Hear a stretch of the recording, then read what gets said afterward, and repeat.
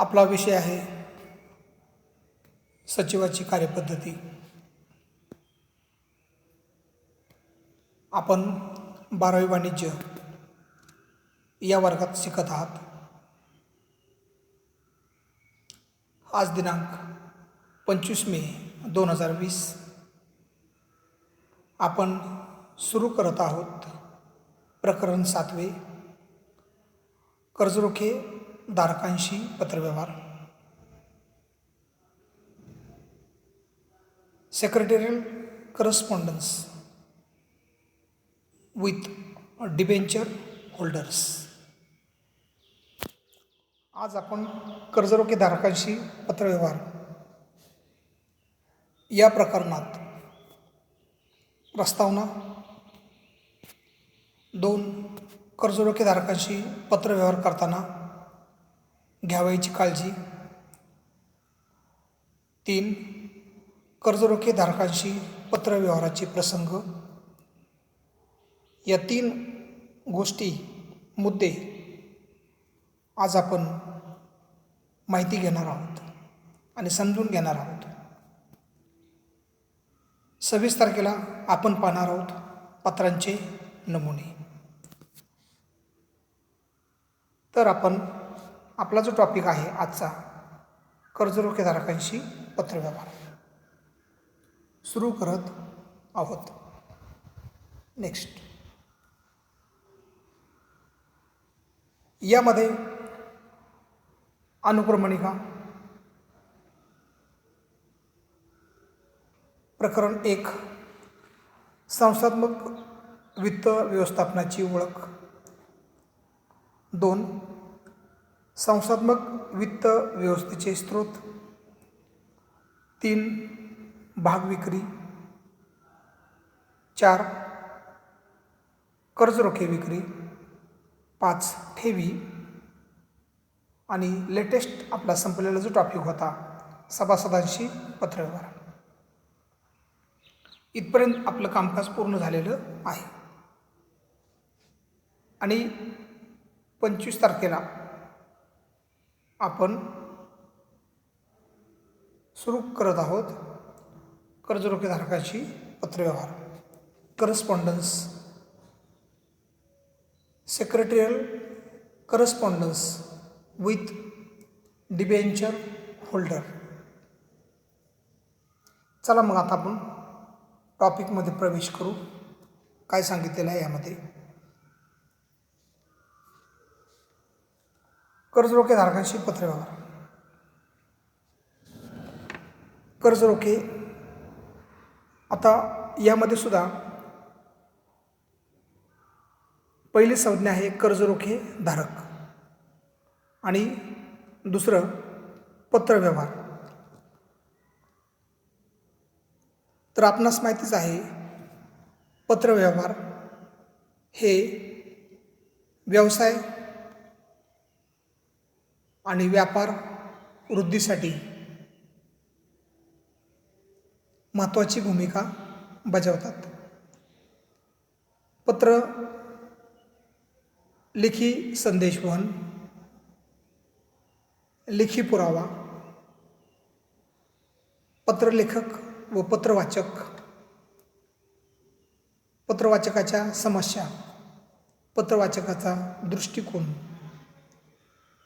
पत्रवाचकाच्या कथा, व्यथा आणि पत्रलेखकाला काय सांगायचं आहे, पत्रलेखकाच्या भावना काय आहेत, पत्रलेखकाच्या मनामध्ये काय चाललेलं आहे आणि पत्रलेखकाला पत्रवाचकाकडून काय अपेक्षित आहे, पत्रवाचकाने काय कृती केली पाहिजे आणि म्हणून पत्र हे 2 व्यक्ती, 2 संस्था, समाज, ग्राहक वर्ग, कंपन्या, बँका, विमा कंपन्या यांना जोडणारा दुवा मध्यस्थ म्हणून कम्युनिकेटर म्हणून काम पाहत असतो. आणि पत्र हे सलोख्याचे संबंध, व्यापारी संबंध, समन्वयाचं साधन आणि अपेक्षित कृती याच्याद्वारे, पत्रव्यवहाराद्वारे तो एक पत्रव्यवहार एक पूल म्हणून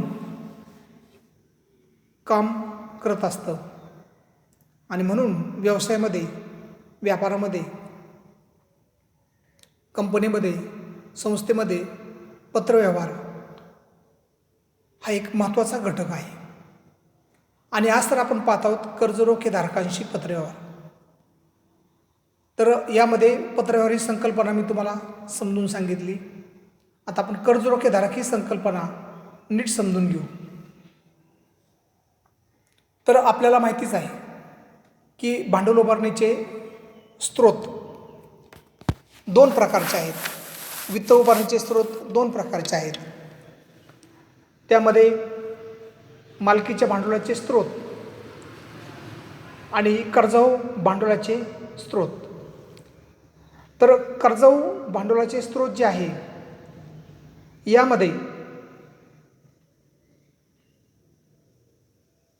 मालकीच्या भांडवलाच्या माध्यमातून कंपनीची भांडवलाची गरज पूर्ण होत नाही. कारण कंपनीला पुढच्या टप्प्यामध्ये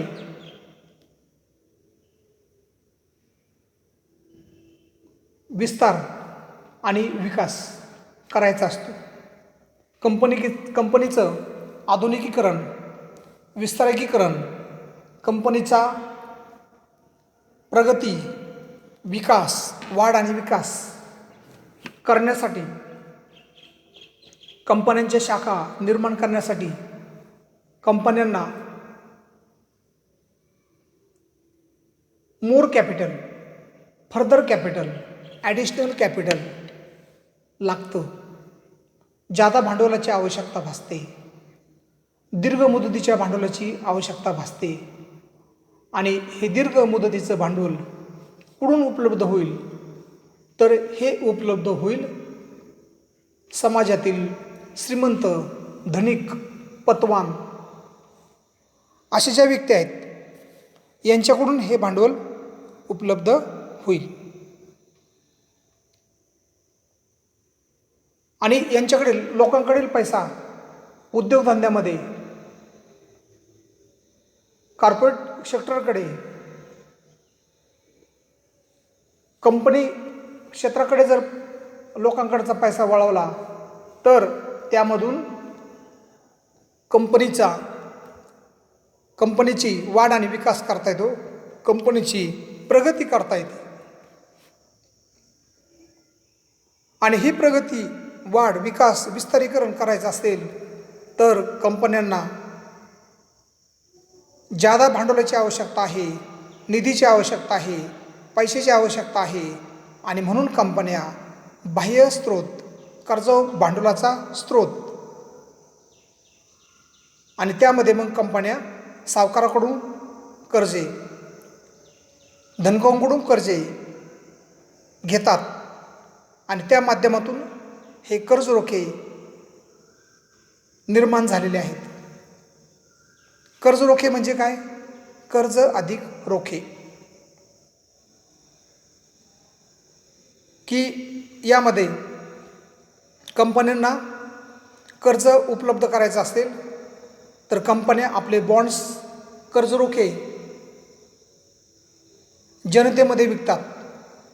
आता आपल्याला माहिती आहे कर्जरोखे याला आपण इंग्रजीमध्ये डिबेंचर असं म्हणतो. डिबेंचर या शब्दाची प्राप्ती डिबियर, टू डिबियर. डिबियर म्हणजे काय असणे? ऋणी असणे, कर्जामध्ये असणे. आणि म्हणून कंपन्यांना भांडवलाची आवश्यकता आहे, कंपन्यांना कर्ज घ्यायचं आहे, कंपन्यांनी कर्ज घेतलेलं आहे. कंपन्यांनी समाजामधून जे सावकार वर्ग आहे यांच्यामधून कर्ज घेतलेलं आहे. आणि हे कर्ज घेत असताना कर्जरोखेधारक आणि कंपनी यांच्यामध्ये जे महत्त्वाचं दस्तऐवज असतं, महत्त्वाचं डॉक्युमेंट असतं, महत्त्वाचं कागदपत्र असतं, महत्त्वाचा बॉन्ड्स असतो, महत्त्वाचा रोखा असतो आणि तो म्हणजे असतो कर्जरोखा. कर्जरोखा दुसरं तिसरं काही नसून एक प्रकारचं दस्तऐवज आहे की ज्यामध्ये कंपनीने आपण स्वतः कर्ज घेतल्याची कबुली दिलेली असते. असं जे दस्तऐवज असतं त्यास आपण कर्जरोखे असे म्हणतो. म्हणून मुलींनो, कर्जरोखा हा जास्त अवघड शब्द नाही. कर्जरोखा म्हणजे काय आहे? दस्तऐवज आहे, एक प्रकारचं कागदपत्र आहे, ते एक प्रकारचा कागदाचा तुकडा आहे आणि त्या कागदाच्या तुकड्यामध्ये कंपनीने आपल्या सही शिक्क्यानिशी त्याचबरोबर दिलेला जो दस्तऐवज असतो त्या दस्तऐवजास आपण कर्जरोखा असं म्हणतो. आणि म्हणून कंपन्या जनतेमध्ये, लोकांमध्ये, पब्लिकमध्ये कर्जरोख्यांची विक्री करते आणि कर्जरोखे विकून कर्जावर भांडवल उभे करते. त्यास आपण कर्जरोखे भांडवल, डिबेंचर कॅपिटल असे म्हणतो.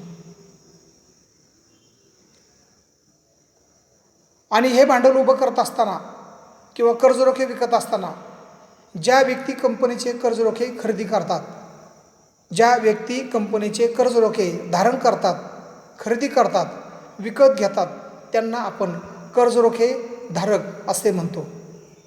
कर्जरोखे धारक असे म्हणतो. आणि कर्जरोखेधारक हा कंपनीचा, त्यालाच आपण डिबेंचर होल्डर असं म्हणतो. आणि कर्जरोखेधारक हा कंपनीचा धनको, क्रेडिटर्स, कंपनीचा सावकार मानला जातो.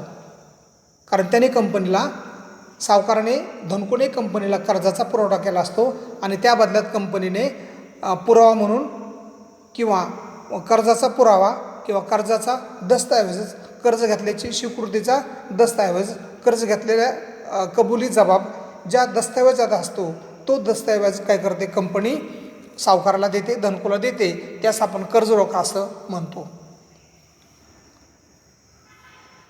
आणि कर्जरोखे कंपनीमध्ये पैसे का गुंतवतात?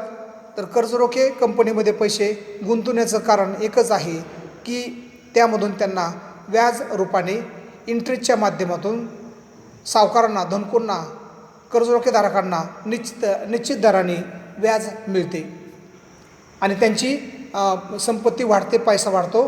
पण त्याच्या माध्यमातून काय होतं? कंपनीला भांडवलाची गरज पूर्ण होते आणि कंपनी काय करते? कर्जरोखेधारकांना निश्चित दराने ठराविक कालावधीमध्ये व्याज देते आणि विशिष्ट मुदत संपल्यानंतर त्याचं आपण मुद्दल आणि व्याज ही परतफेड केली जाते. आपण कर्जरोख्यांची वैशिष्ट्ये पाहिली होती बा. कर्जरोख्यांची वैशिष्ट्ये, कर्जरोख्यांचे प्रकार पाहिलेले आहे आपण 2 नंबरच्या प्रकरणामध्ये. तर आपण तिथं व्यवस्थितरित्या सर्व प्रकरणाचा अभ्यास करायचा आहे. तर आज आपण पाहत आहोत कर्जरोखेधारकांशी पत्रव्यवहार. Company secretarial correspondence with debenture holder, कर्जरोखेधारकांशी पत्रव्यवहार. यामध्ये, या प्रकरणामध्ये हा सुद्धा एक छोटासा टॉपिक आहे. एक 3-4 तासामध्ये आपला हा टॉपिक संपून जाईल. आणि या प्रकरणामध्ये आपण काय शिकणार आहोत? 3च गोष्टी शिकणार आहोत. पहिली गोष्ट आपण शिकणार आहोत कर्जरोखेधारकांशी पत्रव्यवहार करताना चिटणीसाने घ्यावयाची काळजी. 2, कंपनीच्या चिटणीसाला कर्जरोखेधारकांशी कराव्या लागणाऱ्या पत्रव्यवहाराचे प्रसंग. आणि 3, पत्रांचे नमुने. आता आपण पहिल्यांदा पाहू प्रस्तावना पाहू. प्रस्तावनेमध्ये आणखी तुमच्या लक्षात येईल की नेमकं कर्जरोखेधारकांशी पत्रव्यवहार म्हणजे काय. आणि हे जे कर्जरोखेधारक आहेत, कंपनीचे सावकार किंवा धनको असतात आणि यांच्याशी पत्रव्यवहार करताना चिटणीसाला काळजी घ्यावी लागते. कारण आपण धनकोंशी पत्रव्यवहार करत आहोत. तर आपण आता प्रस्तावनेमध्ये पाहू आणि मग आपल्या आणखीन विस्तृत तुमच्या संकल्पना लक्षात येईल की कर्जरोखेधारकांशी पत्रव्यवहार या टॉपिकमध्ये काय आहे. तर प्रस्तावना, कंपनी भागांची व कर्जरोख्यांची विक्री करून भांडवलाची उभारणी करते.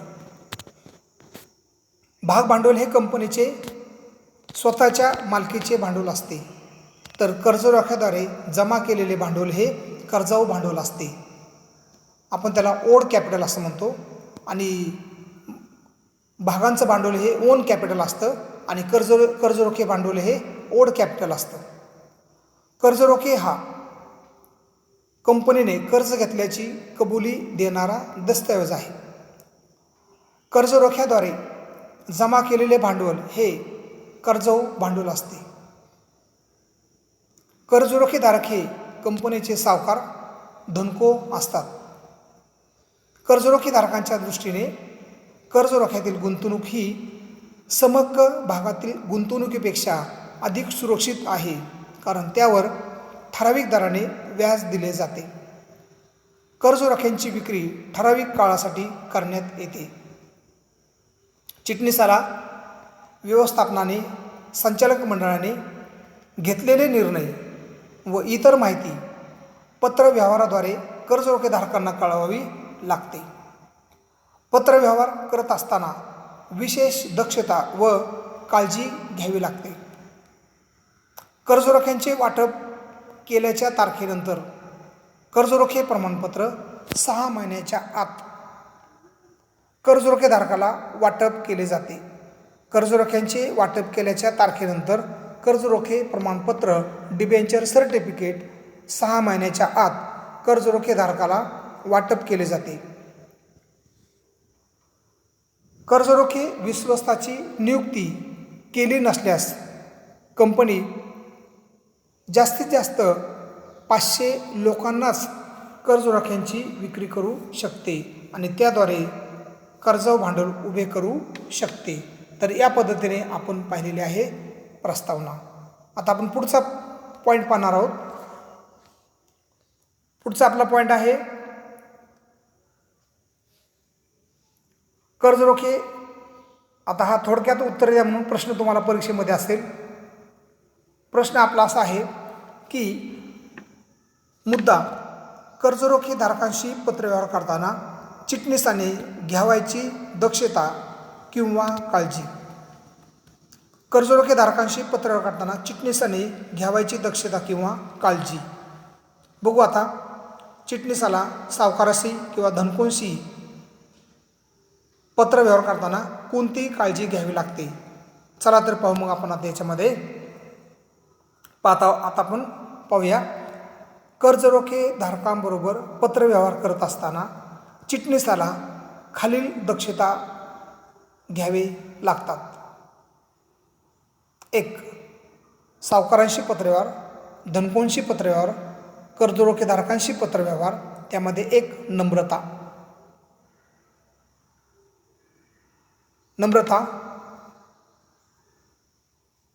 कर्जरोखे धारकांशी पत्रव्यवहार करताना चिटणीसाने त्यांचा आदर होईल अशा रीतीने पत्रव्यवहारामध्ये नम्र भाषेचा वापर करावा. नम्रता, नम्रशीलपणा, सौजन्यता, कर्टसी पत्रामध्ये असणं गरजेचं आहे. आपण म्हणतो ना आपले नम्र, मी नम्र, विनम्र, तर पत्रामध्ये सुद्धा ह्या गोष्टी पाहिजेत. दुसरी दक्षता तत्परता, त्वरित उत्तरे. तत्परता म्हणजे काय? त्वरित उत्तरे, ऑन दी स्पॉट. कर्जरोखे धारकांनी विचारलेल्या प्रश्नांना व तक्रारींना चिटणीसाने कोणताही विलंब न लावता योग्य प्रतिसाद देऊन त्वरित उत्तरे द्यावीत. उदाहरणार्थ 24 तासामध्ये रिप्लाय आला पाहिजे. तिसरी दक्षता कायदेशीर तरतुदी.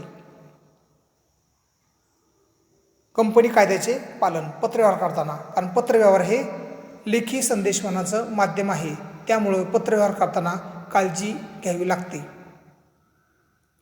कर्जरोखे धारकांशी पत्रव्यवहार करत असताना चिटणीसाने कंपनी कायदा 2013 मधील कायदेशीर तरतुदींचे व इतर संबंधित नियमांचे पालन केले पाहिजे. चिटणीसाने कर्जरोखे धारकांशी कायदेशीर बाबीविषयी पत्रव्यवहार करताना विशेष दक्षता व काळजी घेतली पाहिजे. 4. पारदर्शकता, ट्रान्सपरन्सी.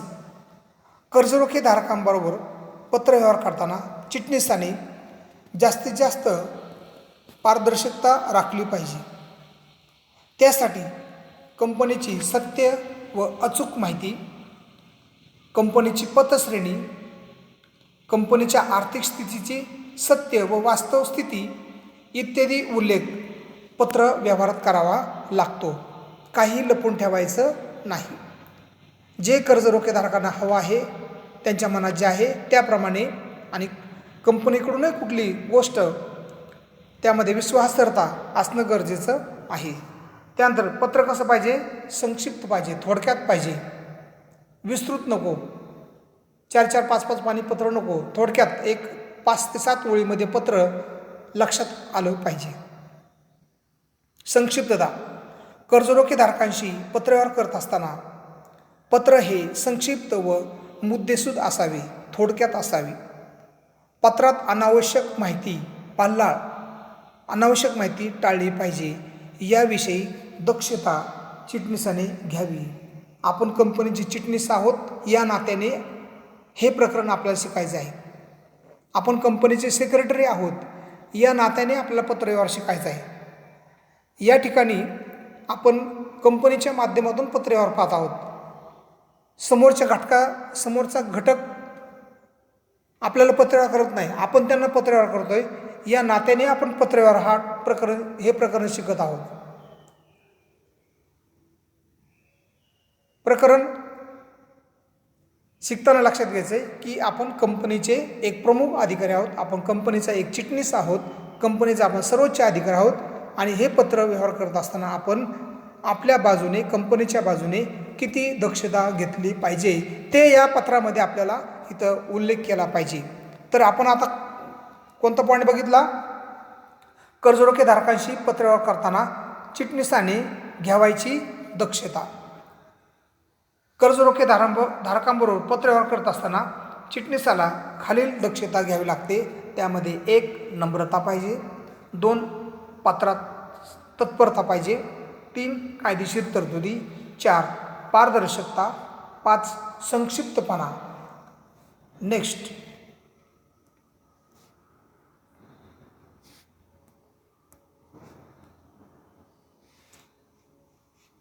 नेक्स्ट आपण आता पाहत आहोत 6 नंबरचा पॉईंट, अचूक माहिती. चिटणीसाने पत्रामध्ये अचूक, करेक्टनेस व अद्ययावत माहिती दिली पाहिजे. माहितीत वास्तविक परिस्थिती व सत्यता असावी. खोटी नाटी माहिती त्याच्यामध्ये असू नये. त्यामुळे कर्जरोखेधारकांची दिशाभूल होणार नाही. 7. गोपनीयता. कर्जरोखेधारकांशी पत्रव्यवहार करत असताना चिटणीसाने गोपनीयता राखण्याचा प्रयत्न केला पाहिजे. संचालक मंडळाने घेतलेले महत्त्वाचे निर्णय गोपनीय ठेवले पाहिजेत. त्याचबरोबर कंपनीशी संबंधित इतर महत्त्वाची माहिती कर्जरोखेधारकांबरोबर उघड करता कामा नये. आपल्याला सवय लागलेल्या आहेत, लोकांच्या इकडच्या तिकडच्या सर्वांच्या माहिती घेण्याची सवय लागली, पण हे सगळं चुकीचं आहे. फक्त काय बरोबर आहे? कंपनीच्या गोष्टी न सांगता कर्जरोखेधारकांचा नेमका प्रश्न काय आहे तेवढंच सांगितलं गेलं पाहिजे. म्हणून गोपनीयता तिथं पाळली पाहिजे, गुप्तता. 8 नंबरचा पॉईंट आहे कंपनीचा नावलौकिक. कंपनीचा नावलौकिक केव्हा वाढतो? तर कर्जरोखेधारकांशी पत्रव्यवहार करत असताना चिटणीसाने कंपनीच्या प्रतिमेस, इमेज, नावलौकिकास कोणतीही बाधा होणार नाही, कोणतीही बाधा येणार नाही याची दक्षता घेतली पाहिजे. मग त्यामध्ये कर्जरोखेधारकांबरोबर आपुलकीची भावना, सद्भावना, समंजसपणा, गुणग्राहकता, आपलेपणा, कर्जरोखेधारकांच्या समस्या, त्यांचा प्रश्न काय आहे, आपलेपणा, ह्या सगळ्या गोष्टी त्या पत्रात जर आल्या तर मग काय होतं? कंपनीची काय होते? प्रतिमा वाढते. अशा पद्धतीने आपण काय केलं? हा एक महत्त्वाचा प्रश्न आपण पाहिलेला आहे. तो प्रश्न आपला होता कर्जरोखेधारकांशी पत्रव्यवहार करताना चिटणीसाने घ्यावायची दक्षता. त्यामध्ये आपण पुन्हा एकदा पाहू. 1 नंबरचा पॉईंट होता, दक्षता होती नम्रता पाहिजे पत्रात. नंतर 2 तत्परपणे उत्तरं दिली पाहिजेत. 3 कायदेशीर तरतुदींचे पालन केले पाहिजे. 4 पत्रामध्ये पारदर्शकता हवी आणि पत्र संक्षिप्त म्हणजे थोडक्यात आणि सारांश रूपाने पत्र असलं पाहिजे. नेक्स्ट, त्यानंतर पत्रामध्ये अचूक माहिती द्यायला पाहिजे. माहिती आकडेवारी स्पष्टीकरण हे सगळं कसं पाहिजे, मिळतं जुळतं असलं पाहिजे. मेड फॉर इच अदर असलं पाहिजे. चुकीची माहिती देऊन कंपनीबद्दलची प्रतिमा जी आहे ना त्याला बाधा येऊ शकते, म्हणून अचूक माहिती द्या. 7 नंबर गोपनीयता पाळावी कंपनीच्या बाबतीमध्ये. आणि 8 महत्त्वाचं आहे, कंपनीच्या नावलौकिक किंवा कंपनीची प्रतिमा उंचावण्यास मदत करणारं पत्र असलं पाहिजे. त्यानंतर आपण एक पुढचा प्रश्न पाहत आहोत टिपा द्यासाठीचा, आणि तो प्रश्न आपला आहे कर्जरोखेधारकांशी पत्रव्यवहाराचे प्रसंग. आणि हे प्रसंग आपण पाहत असताना कर्जरोखेधारकांशी पत्रव्यवहाराचे प्रसंग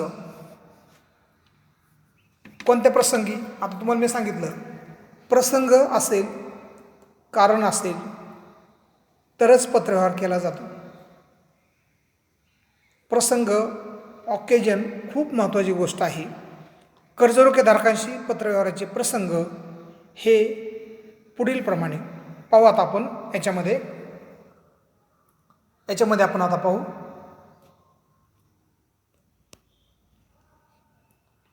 चिटणीसाला कर्जरोखेधारकांशी कराव्या लागणाऱ्या पत्रव्यवहाराच्या प्रसंगामधील काही प्रसंग खालीलप्रमाणे. 1 4च प्रसंग आहेत, फक्त 4 प्रसंग आहेत आणि ते लगेच पाठसुद्धा व्हायला पाहिजेत. पहिला प्रसंग आहे 1 कर्जरोख्यांच्या वाटपाबाबत अर्जदाराला कळविणे, म्हणजेच कर्जरोखे वाटप पत्र. जसं भागवाटप पत्र तसं हे कर्जरोखे वाटप पत्र. 2 कर्जरोख्यांचे व्याज देण्याबाबत. आपणास माहिती आहे कर्जरोखेधारकांना निश्चित दराने काय दिले जाते, व्याज दिले जाते. म्हणून दुसरं पत्र आहे कर्जरोख्यांचे व्याज देण्याबाबत. मग त्यामध्ये व्याज आदिपत्र. व्याज आदिपत्राद्वारे अगोदरच्या टॉपिकमध्ये आपण पाहिलं लाभांश आदिपत्राद्वारे, म्हणजे भागांच्या बाबतीमध्ये असेल तर सभासद असेल तर लाभांश आदिपत्र आणि कर्जरोखेधारक असतील तर व्याज आदिपत्र. व्याज आदिपत्र तिकडे शब्द होता डिव्हिडंड वॉरंट आणि इकडे शब्द कोणता आहे, इंटरेस्ट वॉरंट. कारण लाभांश आणि व्याज ह्याच्यामध्ये काय आहे, फरक आहे. आणि कर्जरोख्यांचे व्याज देण्याबाबत 2 पद्धतीने आपण व्याज देऊ शकतो. व्याज आदिपत्राद्वारे म्हणजे पत्राद्वारे आणि इलेक्ट्रॉनिक्स पद्धतीद्वारे. ECS इलेक्ट्रॉनिक क्लिअरिंग सर्व्हिस, म्हणजे आपण डायरेक्ट ऑनलाईन पेमेंट त्यांना डिव्हिडंडचं त्यांच्या अकाउंटमध्ये आपण कर्जरोखेधारकांच्या जमा करू शकतो. 3 नंबरचं पत्र आहे कर्जरोख्यांचे समहक्क भागात रूपांतर करण्याबाबत. आपण तिकडे प्रकार पाहिले बा, रूपांतरक्षम कर्जरोखे. मग त्यामध्ये परिवर्तनीय कर्जरोखे आणि न परिवर्तनीय कर्जरोखे. आणि म्हणून इथं आपण पाहतोय कर्जरोख्यांचे समहक्क भागात रूपांतर करण्याबाबतचे पत्र. आणि त्यानंतर आहे 4 कर्जरोखे परतफेड पत्र. म्हणजे काय करायचं, सावकारांचं धनकोंची कर्जरोखेधारकांची मुद्दल आणि व्याज त्यांना परत करायचं. त्यासंबंधी त्यांना कळवायचं की तुमचं मुद्दल आणि व्याज आम्ही परत करत आहोत, त्यासंबंधीचं पत्र आहे. पुन्हा एकदा पहा काय सांगितलेलं आहे की कर्जरोखे धारकांशी पत्रव्यवहाराचे प्रसंग. कर्जरोखेधारकांशी पत्रव्यवहाराचे प्रसंग पाहू एकदा पुन्हा. चिटणीसाला कर्जरोखेधारकांशी कराव्या लागणाऱ्या पत्रव्यवहाराच्या प्रसंगामधील काही प्रसंग खालीलप्रमाणे. 1 कर्जरोख्यांच्या वाटपाबाबत अर्जदाराला कळविणे म्हणजे कर्ज वाटपपत्र. 2 कर्जरोख्यांचे व्याज देण्याबाबत. त्यामध्ये आपण व्याज आदिपत्राद्वारे व्याज त्यांना देऊ शकतो त्यांच्या मुदलीवरचं. इलेक्ट्रॉनिक पद्धतीद्वारे आपण त्यांचे व्याज पेड करू शकतो. 3 कर्जरोख्यांचे समहक्क भागात रूपांतर करण्याबाबत पत्र. आणि 4 कर्जरोखे परतफेड पत्र. किती पत्र झाले एकूण?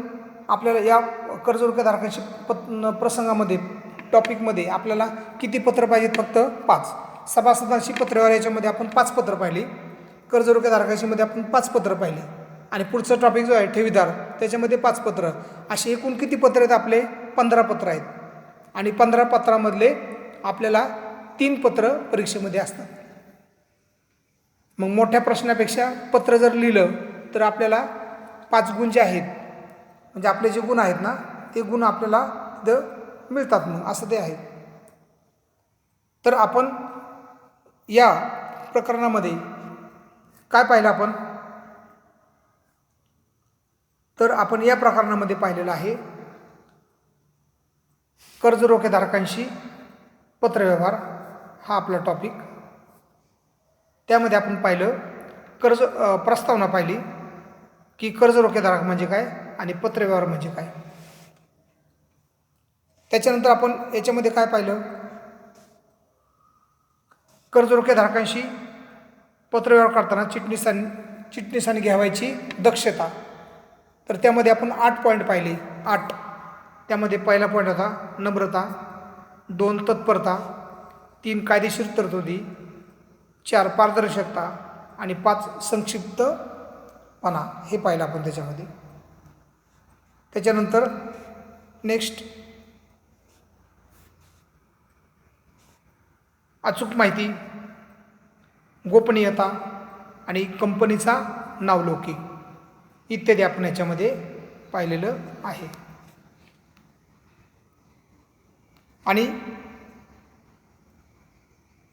याच्यामध्ये आपण पाहिलं दुसरा एक टिपाद्याचा प्रश्न, आणि तो प्रश्न आपण पाहिलेला आहे कर्जरोखेधारकांशी पत्रव्यवहाराचे प्रसंग.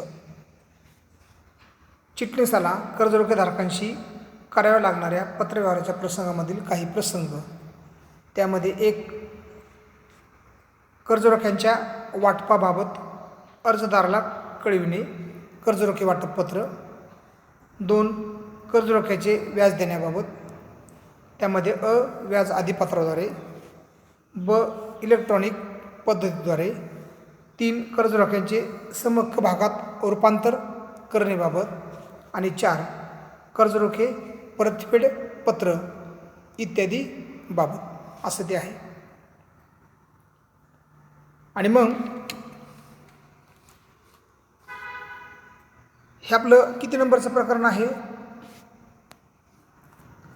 हे आपलं प्रकरण आहे 7 नंबरचं. कर्जरोखेधारकांशी पत्रव्यवहार. म्हणजे यांना आपण काय म्हणतो? डिबेंचर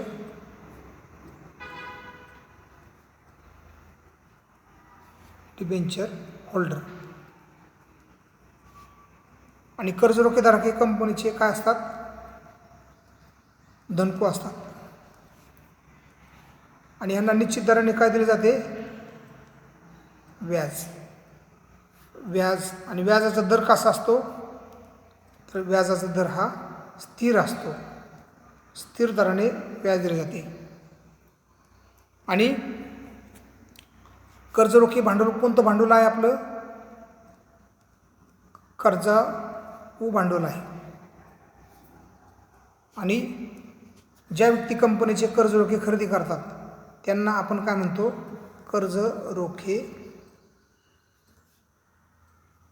कर्जरोखेधारक. आणि हे कंपनीचे कोण आहेत? धनको. आणि कर्जरोख्याच्या भांडवलामधून कंपनीला कोणतं भांडवल उपलब्ध होतं? तर दीर्घ मुदतीचे भांडवल उपलब्ध होतं. पण याच्यामध्ये काय करावं लागतं, कर्जरोखे विकत असताना कंपनीला काय करावं लागतं, आपली मालमत्ता काय करावं लागते, तारण म्हणजे सावकाराकडे आपली मालमत्ता तारण गहाण किंवा काय करावं लागतं, मग कंपनीच्या मालमत्तेवर बोजा निर्माण करावा लागतो. बरोबर, त्याला आपण काय म्हणतो, मॉर्गेज असं म्हणतो, मॉर्गेज. तर कर्जरोखेधारकांशी पत्रव्यवहार यामध्ये छोटासा टॉपिक आहे. कर्जरोखेधारकांशी पत्रव्यवहार करताना चिटणीसाने घ्यावयाची काळजी, याच्यामध्ये आपण 8 पॉईंट पाहिले. नंतर 2, कंपनीची चिटणीसाला कर्जरोखेधारकांशी करावे लागणारे पत्रव्यवहाराचे प्रसंग, आणि त्यानंतर आपण काय पाहिलं, याच्यामध्ये प्रस्तावना पाहिली, प्रस्तावना. त्यानंतर आपण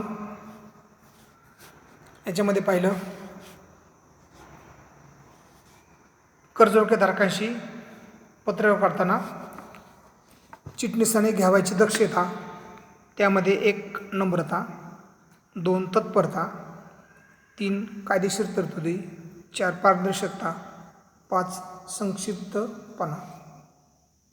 नेक्स्ट, त्याच्यानंतर अचूक माहिती, गोपनीयता, कंपनीचं नावलौकिक.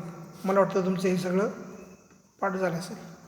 हा प्रश्न तुम्हाला विचारला, तुम्ही एकदम छान पद्धतीने लिहिताल. आणि त्यानंतर कर्जरोखेधारकांशी पत्रव्यवहाराचे प्रसंग, हा आपला पत्राचा टॉपिक आहे, म्हणजे पत्राचे नमुने, आणि हेच पत्राचे नमुने आहेत. त्यामध्ये कर्जरोख्यांच्या वाटपाबाबत अर्जदाराला कळवणे म्हणजे कर्जरोखे वाटपपत्र, 2 कर्जरोख्याचे व्याज देण्याबाबत, 3 व्याज आधीपत्राद्वारे व्याज आणि इलेक्ट्रॉनिक पद्धतीद्वारे व्याज, कर्जरोख्यांचे समहक्क भागात रूपांतर करण्याबाबत पत्र, आणि कर्जरोखे परतफेड पत्र. तर या पद्धतीने आपलं हे छोटंसं प्रकरण आहे.